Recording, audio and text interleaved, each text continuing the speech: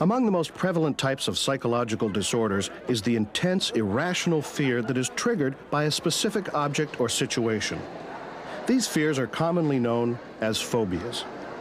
Psychologists distinguish between specific phobias, fear of heights, the dark, certain animals or insects, for example, and social phobias, which include the fear of being in social situations where one might be embarrassed or humiliated.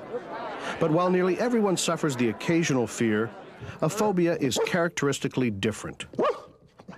In order for a diagnosis of a specific phobia to be given, the individual needs to experience the fear almost every time they're around the phobic object. For example, somebody with the fear of dogs needs to become almost immediately very anxious and very fearful as soon as they see a dog. And the phobia needs to lead to some kind of impairment or distress. So it's not enough just to be afraid of dogs. You know, everybody's afraid of something or another, but to make it a phobia, it needs to be something that really is very automatic, very intense, and really gets in the way. We learned a lot about how phobias develop in recent years. We used to think that people develop phobias because they had a terrible experience. Let's say maybe they got trapped in an elevator and developed claustrophobia, or maybe they were bitten by a dog and developed phobia of dogs. Now we know that there are several influences that converge in people to develop phobias. First of all, we do inherit a tendency to be afraid of certain things more so than other things. We call these fears prepared fears. And it seems we carry in our genes this information. Common to all anxiety disorders is excessive anxiety. Anxiety that is irrational, uncontrollable, and disruptive to one's life. Well, anxiety is a very fascinating human emotion.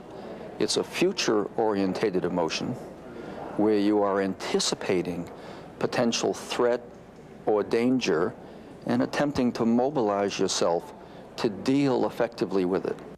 Of all the forms of anxiety disorders, by far the most common is what psychologists call generalized anxiety disorder. Generalized anxiety, it can best be defined as a high level of anxiety and worry that's pretty constant during the day. Unlike a phobia where you wouldn't feel the anxiety unless you were in contact with that particular situation, the person who is generally anxious would feel that way almost the entire day.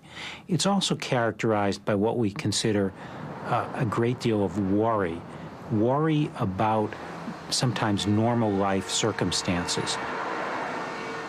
Another anxiety disorder is panic disorder, which is characterized by panic attacks. Now, what panic attacks are where the individual becomes very panicky, feels short of breath. They may feel like they're going crazy or they're going to die.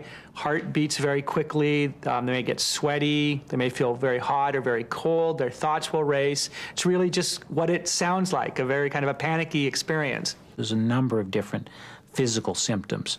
A person doesn't have to experience all of those symptoms, but usually they'll experience a number of them.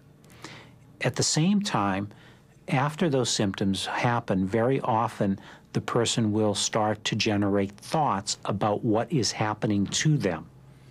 And often those thoughts are, I'm dying, I'm having a heart attack, or something horrible is happening to me.